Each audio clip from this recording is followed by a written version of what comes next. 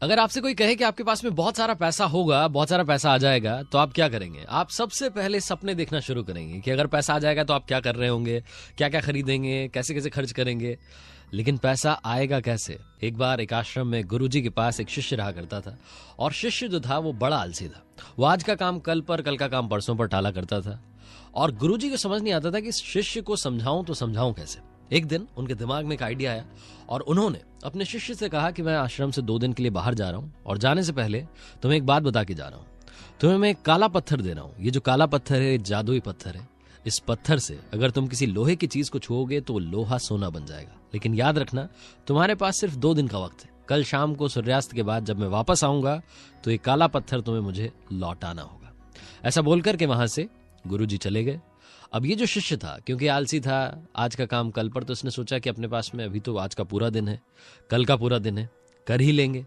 जैसे इसको ये पत्थर मिला, ये सोचना शुरू कर दिया कि इस पत्थर से मैं क्या क्या कर सकता हूँ। बहुत सारा लोहा जो है सोने में बदल दूंगा, बहुत सारा सोना बेच करके सब कुछ खरीद लूंगा, दुनिया की जो चीज मुझे चाहिए वो चीज मेरे पास होगी।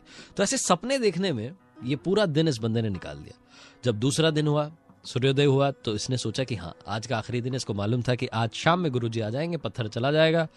इस बंदे ने सोचा कि दोपहर में जाकर के बाजार से लोहा खरीद लाऊंगा, और इस काले पत्थर से लोहे को छूंगा, लोहा सोना बन जाएगा, और फिर जो है, जो मेरे सपने हैं वो पूरे हो जाएंगे। दोपहर हुई तो उसने सोचा कि खाना खा लेता हूं, उसके बाद में चला जाऊंगा। खाना खाया। इस बंदे की आदत थी सोने की खाने के बाद में, तो उसने कहा थोड़ी देर लेट जाते हैं, उसके बाद अपन चले जाएंगे। ये बंदा लेट गया, और नींद ऐसी आई, फिर से वही सपने आने लगे कि नींद सीधी खुली, सूर्यास्त होने वाला था।